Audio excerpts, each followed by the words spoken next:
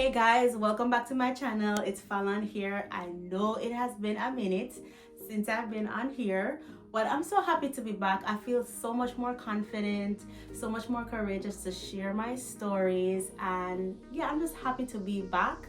A big shout out to my subscribers who stuck around, and a huge shout out to my Instagram followers who shared with me some of the things that they would like for me to talk about, and those included travel vlogs, like when you give a ticket, travel vlogs, live chats, and a little bit of beauty. Today, we're gonna dive into a live chat. I'm gonna be sharing with you why I moved to the States, the journey, and how it has changed me. So if that is something that you're interested in hearing, stick around and let's just talk about it.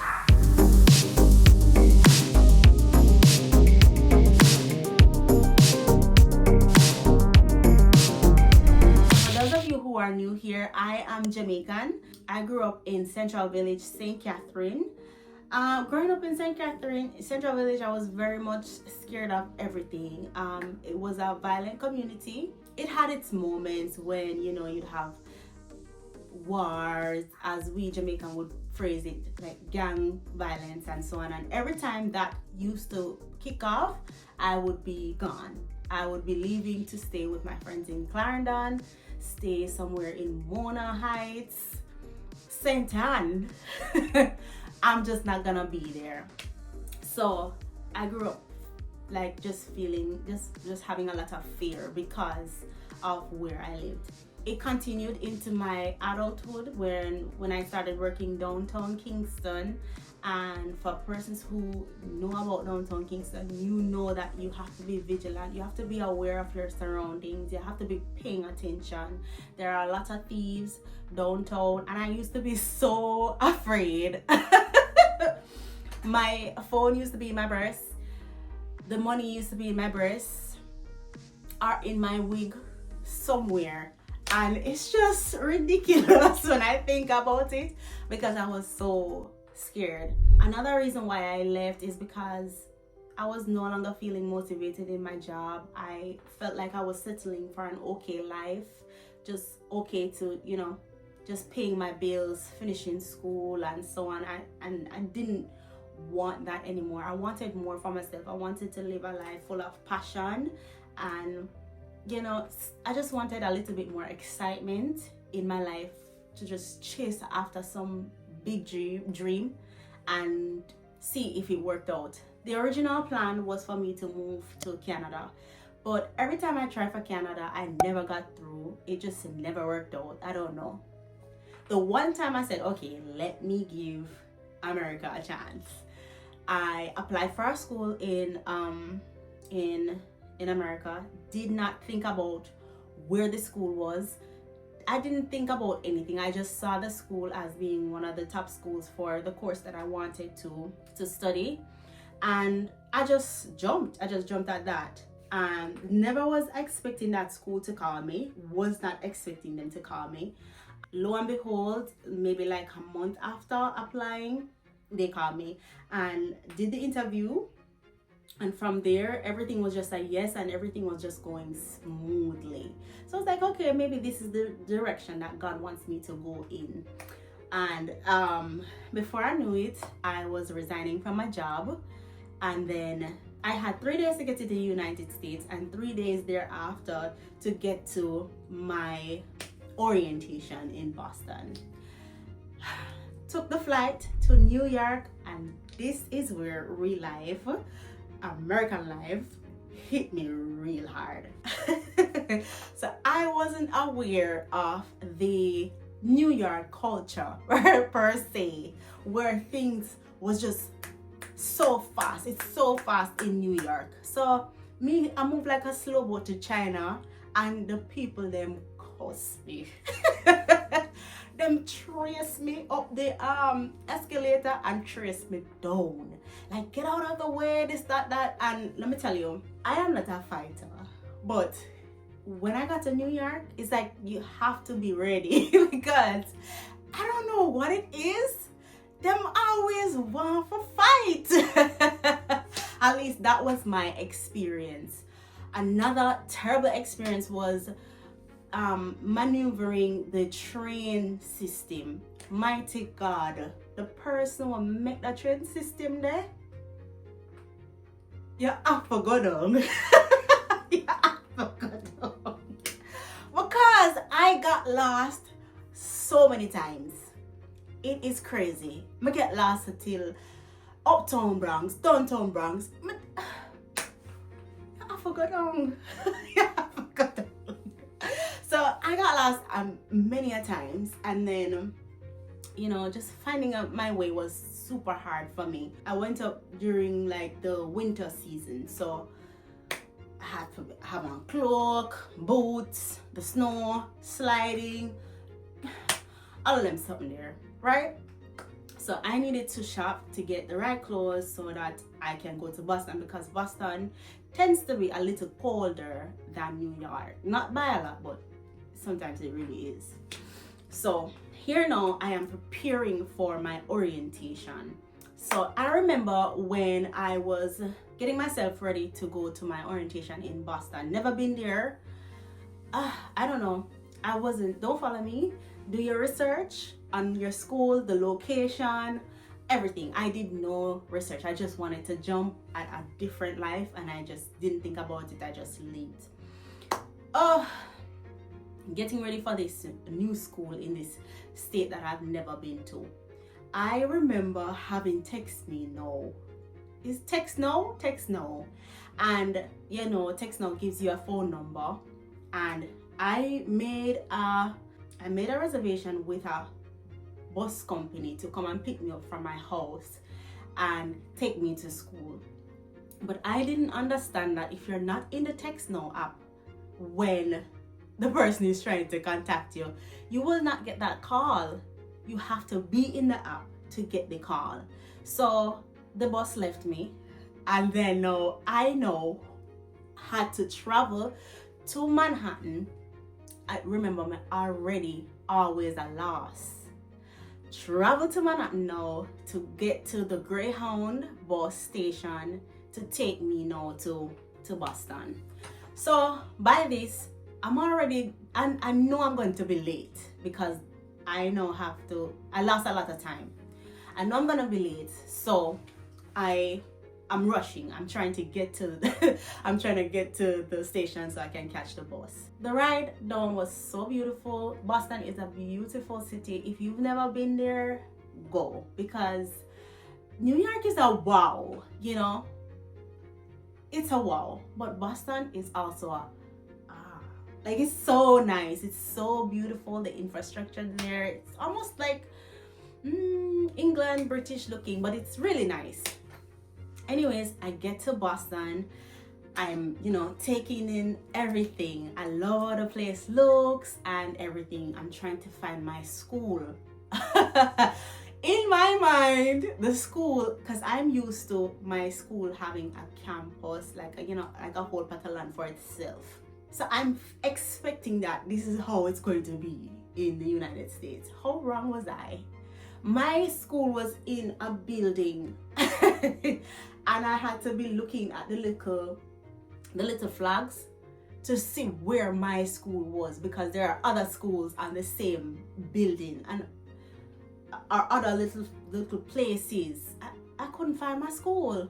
I could not find the school because I was looking for a whole campus and everything. Nothing like that. Anyways, finally found the school. Extra late, but I caught a little bit of the orientation and went through the little, what do you call it now, medical stuff, did all of that and finished right in time, because by that time I kind of understood that I had to catch back the Greyhound bus in time to get back to New York. So finished that and went back to New York and was waiting now for classes to begin. So now classes are starting in a couple of days, and I now have to come up with this plan with my family. Thank you so much for my family, God. Oh gosh. Auntie Gillette, big up yourself. Abby, girl, I love you. I now have to figure out a game plan as to how I'm going to get to my classes. So for the first part, I was traveling from New York to Boston, which is a 4.5 hour drive. And I'm just doing that. My classes were late at night, so some of them began at 8. They go on for like maybe 4 hours or so, 3 hours or so, I think. I don't remember, some 2. I had to go do class and then take the bus, the next earliest bus, and come back to New York. Luckily, my aunt had a place in Manhattan, so I could just stop and just, as soon as I get off the bus, I could just find my way to her and just relax and chill until the next day if I didn't have a class. So that's how things kind of continued for a while until I started applying for apartments in Boston. When applying for apartments in Boston, I would usually get positive responses, but as soon as I go in to speak with the persons, they would tell me no. And I used to feel so disappointed by that. I used to feel like, what is the reason? What could have caused this? So it's like I was so confused as to why, I was getting so many no's for apartments. Anyways, those are little different lessons that I was beginning to learn about, myself, my appearance, and so on. Continued, and then I wasn't getting through with any of the apartments, so I had to turn to my school now to help me to find a place. So they helped me to find a place that was way behind the airport. Oh Jesus, I had to take the train and then a bus and then walk a good 5 to 10 minutes, a good 5 minutes to get to my school. Grateful the school was able to find me a place. I went there. The people were Vietnamese, and I was okay with it. I was good. I had to be okay with it because it was the only apartment that told me yes. So pack up, left Boston, and left New York and moved to Boston. Now, in the community that I was living in, I was the only Black person in that community, and so I had to walk around in the day because if they don't know you, they're gonna call the police. So I had to kind of walk around during the day so that people knew that I was living there. My classes used to end like really late, and then me alone coming home. I'm really cold. I have on a hoodie. We know what the story is. So I definitely had to make sure that people know, okay, I'm living here. So I did that when I was doing my classes. I was the only Black girl in my class. And I said, it's not that, you can't be friends with other races or so on. Most of the persons in my class, they were Chinese. They were Chinese and Taiwanese. Is it Taiwanese? People from Taiwan. And I just couldn't relate. I couldn't relate because it was such a different culture. So it was really difficult for me to just find friends and to work together in groups and stuff like that. Oh my God. So it was hard to find the friends and stuff like that. As time went on, I needed a job because as an international student, you need to pay your bills. It's not just... I learned quickly that school was about the business. You really just... Nobody cares, okay, girl? Just go to school, get a degree, and go on my business. So I needed a job, and that's where I got this. The most no's I've ever experienced. The most no's. Every job I applied for told me no. Every single one of them, and it was just no, back and no, back and no, back and no. And I just started to get demotivated. Like, I want me to get a work. We need a work. So there was this other Jamaican at the school, and I'm so grateful for you. You know who you are.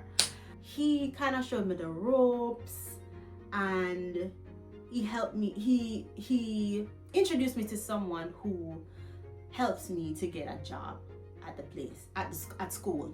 So got the job, kind of learning the ropes. I'm new, so I'm just trying to learn. Soon as I get the job, I think it was like 2 weeks in COVID. And everywhere is getting locked down and they're laying off people. So guess who get laid off? Yeah. So as soon as I get the work, I lose the work. I don't have no work. So that kind of made me go into this depressive phase, I can say.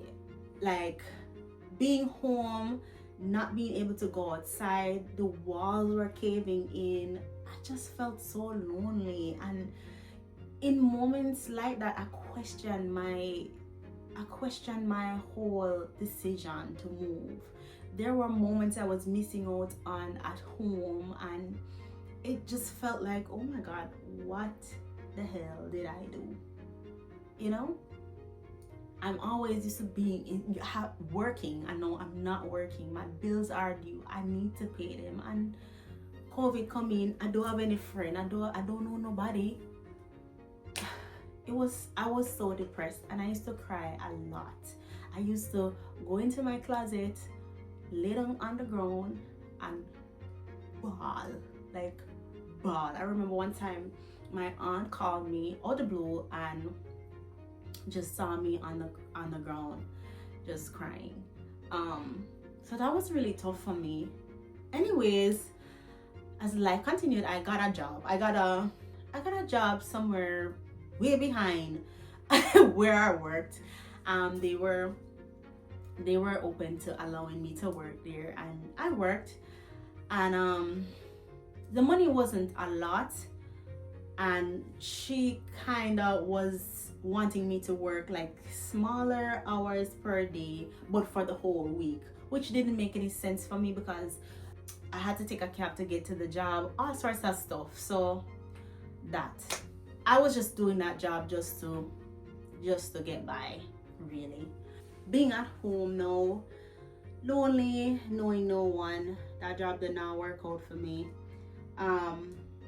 I started going on apps to find friends and to meet people, and that's where I met someone who was Jamaican and who kind of like showed me the ropes, and they showed me like they showed me a different side of Boston, like a Jamaican community. They showed me only one, and don't play with me at only one restaurant because I love the food there. Okay, the food there is amazing, and you know, thank God for that person. They kind of showed me the ropes and showed me that, hey, there were persons there that I could relate to and I could be friends with. So going on and on, I decided to, so what was happening now while I was meeting those new friends, they used to come over to my apartment. Remember, people don't know them, and they are black, so they always calling the cops on them. Anyways, I was facing some challenges at the apartment by this time because the washing machine on the apartment decided to stop working, and you know who make it stop work? It is me. Everybody in the house decided that the machine stopped working because of me. So it was like, you know, it was so weird for me, and I decided, okay, I'm going to move from that community and move into the community that has a little bit more black people and, you know, Jamaicans who I could relate to. Moved there, nothing not go on for me, you know, because by this time now I had to leave that job because that job is way behind where I used to work, where I used to live, and that's on the other side of Boston. So moved now into a different area, and I don't have no work. Don't have any work. A friend of mine from New York who did the same thing, moved to the States to go to school. She told me about a job in Florida, and we both went, and you know, we work on money and so on. Come back, my school decided to raise the school fee. Say no, so I can't afford it. No, because that wasn't the original plan. I can't afford the school because the price for me was A, and now the price for me was B times X times 2. So I can't afford it. So At this moment, I decided to quit that school. Went to Florida and everything, and I found a different school, something that I could afford. Came back, was able to pay my school fee, but then again, I need something to keep going. I need a job. If you know Jamaicans, you know I always want to work. Would need a job, because I like to be able to buy what I want, and I don't like, because I'm coming from really humble beginnings, and I know what it is like to not have something that you would really want. My adulthood, try to give myself what I want. So I always like to be working to afford the things that I like.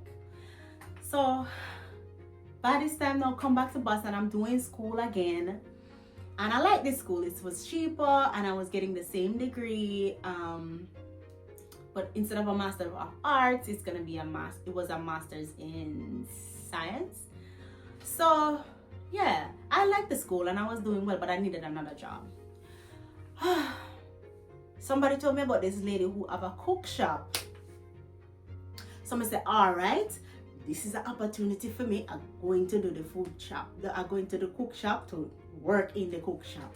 My idea, in my head, I am going to this food shop now to kind of like, share the food, serve it. It's a Jamaican restaurant, so yes, I share the food and I serve it to the guests. Yes. As time passed, the man will usually wash the pots quit. So now we the ladies had to take turns to wash the pots. I noticed now that when I my shift was set up in a way that whenever I got to work, I may have to do the pot them.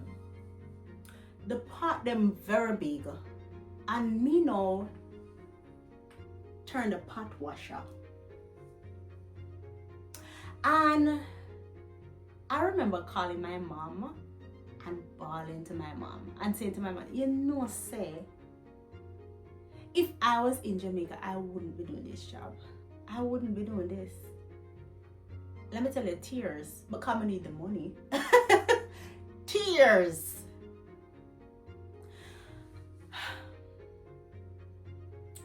That woman that really tricked me, and she do me really bad. After doing that for a while, I decided, I didn't want to do that anymore. I was just gonna try something else because I was so unhappy with the job. I went there early, left late, and so when I was leaving, the lady was supposed to pay me. You know what the lady told me?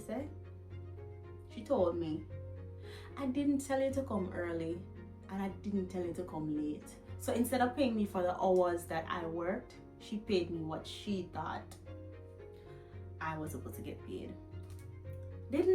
I didn't fight her. I just said, okay, thank you. She gave me a check. The check bounced. The check bounced. And then I was trying to reach out to her, tell her that the check bounced. She never answered initially when I reached out. And then when she felt like answering, she let me know where to pick up a different check, and that check went through. And I was so glad to just be over and done with that. Then I started to do, all right, TLC. Because I hear this TLC, the tea, I make you get slim, all sorts of stuff. So I started doing TLC, teas and stuff like that. It really works though. It did make me lose 5 pounds. I did lose some weight with the tea. I started doing that, but the money wasn't coming in like they were saying it was coming in. No ma'am, it was not. And so I quit that, went back to Florida, worked again, because Florida made more sense for me when I was working here. I'm living in Florida now, so when I was working here, it was making way more sense for me to work here than go back. So I worked here, went back, and was able again to scrape through and pay the school fee then. I remember when I started thinking to myself, this is how it's going to be. I'm gonna keep moving to Florida whenever I want a suitable job whenever I need a good job. I'm gonna be moving every second. And I decided, okay, I'm not gonna be moving up and down again because I'm in a roach. I'm not a cockroach. So I'm gonna remain static, and I'm going to give Boston a real try. And I remember, who you have around you is very important. Who you keep around you, their thoughts, their beliefs, very important. How they feel about themselves. I learned that. And I used to be around people who didn't believe that it was possible for me to get a job that I could, dress up and wear office clothes and look nice, because they're so used to like a different type of job. And it's like coming from Jamaica, you do CNA jobs, and that's what you should do. I have nothing against that job, but that I just don't have what it takes to be good at that. I don't have it. And I remember saying, that's it, I'm gonna apply for this job and I'm going to get it. And the person told me no. Some people told me no, you're not gonna get that. You're not gonna get that. Lo and behold, I got the job. I think I had gotten something from before. I was doing like a call center for like some health department. I was doing that, but I hate customer service, call center and stuff like that. I hate it. I cannot deal with that. I was so miserable in that job. So when this other job called me, I was so happy. I was so excited. But at the same time, I didn't feel positive about getting the job, because the people around here are saying you're not gonna get the job, you're not gonna get the job. So I almost believe that I'm not gonna get the job. So why go in? They called me for an interview, didn't show up for the first one because I didn't believe I would get that job. I felt like it was just, and then after a week or so, I developed some confidence, and I reached out to the job and I said, I would like to, I'm sorry, I gave them an excuse. I told them, hey, I missed it because so and so, whatever. And they decided to give me an interview. Went for the interview. I was interviewed by 6 different people, and I felt really confident. I felt really good. When you get at work and you know them are gonna pick you, I just knew that they were going to hire me. And they said they had other people, and I will hear from them either way. I heard from them in the next 2 weeks, 2 to 3 weeks after the interview. I heard back from them, and they offered me the job. I accepted. I'm gonna wear my nice clean office clothes. During that time, just working at the job and stuff, that was new to me, getting used to that too. And I liked the job at first. I did like the job. I think that was a very good job. Paid me very well. But what I would say, I would say God sent that job for me, because what I was about to face, I needed that job to pull me through.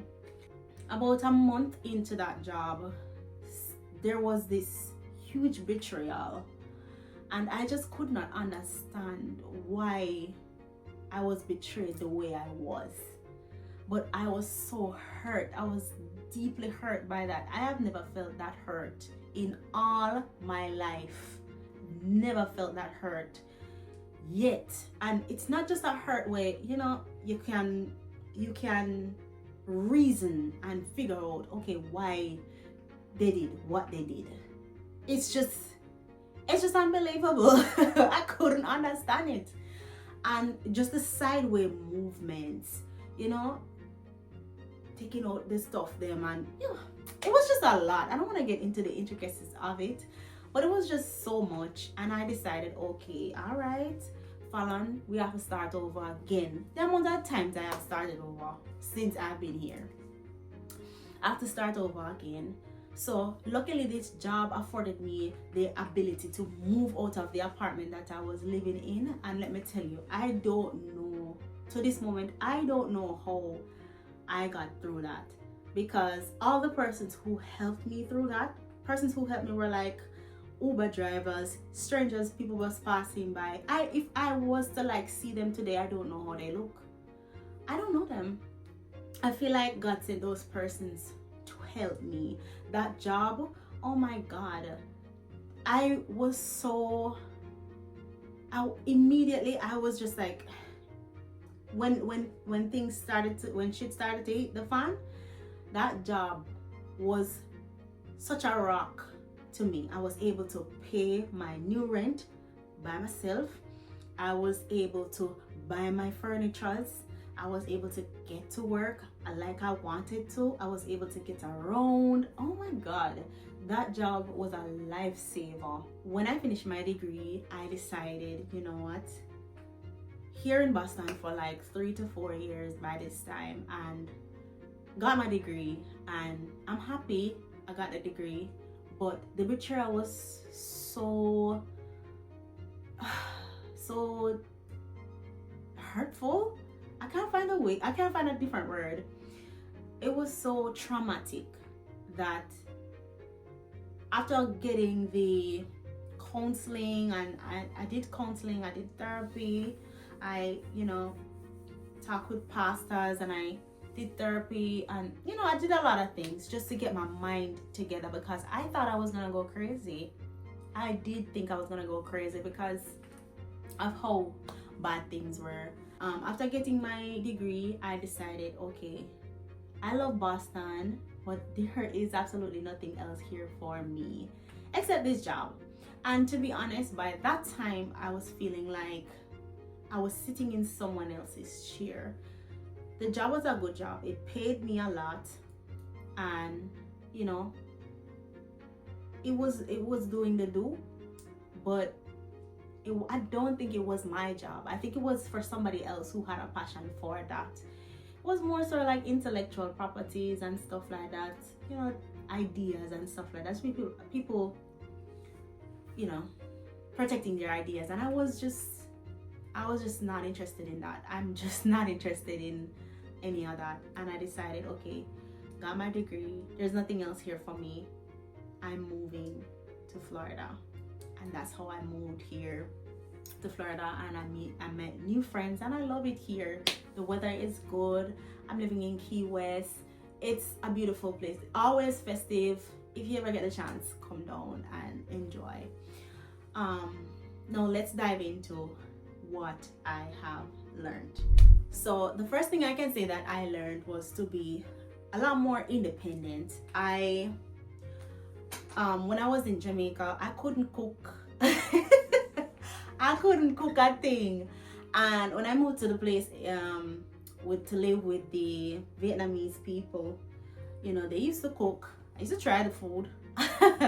Their food is good, by the way, some of them. And I had to really learn how to stand on my own, how to cook my meals, how to, while I was in New York, I could depend on my aunt to tell me where to go in the train station and so on. I had to learn that on my own. I had to learn the bus system, what time it's going to come, how is it going to pick me up, where can I buy my groceries, all right? Me have to I'm going to be looking at the vegetables, and I have to be examining them before I put them in the trolley, So I was learning so much. I was learning to be way more independent, and I am grateful that I have changed in that way. Another thing I can say is I now have a greater appreciation for, I'm gonna say that with my chest, I have a greater appreciation for Jamaica, my culture, the food, the way we are. We're just airy, the foolishness we talk, and the things we laugh at. I have a greater appreciation for my country.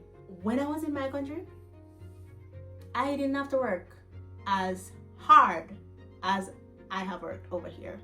Hello? I have worked the hardest here.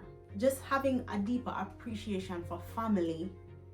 When I was in Jamaica, I had my family I could lean on. I could tell, what's bothering me and so on. No, I found myself, when I moved here, I found myself in a place where at some point I had no one to talk to. My friends were a phone call away, of course, but sometimes you need, like, I would need a hug. I would need someone to be there for me, and I didn't have that. So I feel like that has really changed me, because I have a great appreciation for Jamaica. Jamaica really airy, and yeah. So last and final thing is that this experience has really brought me closer to God. Having no one to lean on but God, you know, it has really strengthened my relationship with God. I do a lot of introspecting. I think about my actions. I think about how they affect people. And it's just a continuous work on myself. I feel like I continue to work on myself. I still make mistakes, but now I'm a little bit more conscious and, you know, a little bit more aware. And I'm just so grateful for that. I'm grateful for God. Thank you, Jesus, for bringing me through. You know, but yeah, that brings us to the end of this video, you guys. Thank you so much for watching. If you enjoyed this video, give it a thumbs up. Comment below, let me know what you think about the video. What was your takeaway? Are you going through the same thing? Are you an international student? How was it for you? Don't forget to subscribe for more stories and for other things that I would like to talk about. I don't know, let's see what the next topic is going to be. But thanks so much for watching, guys, and I'll see you guys in the next video. Bye.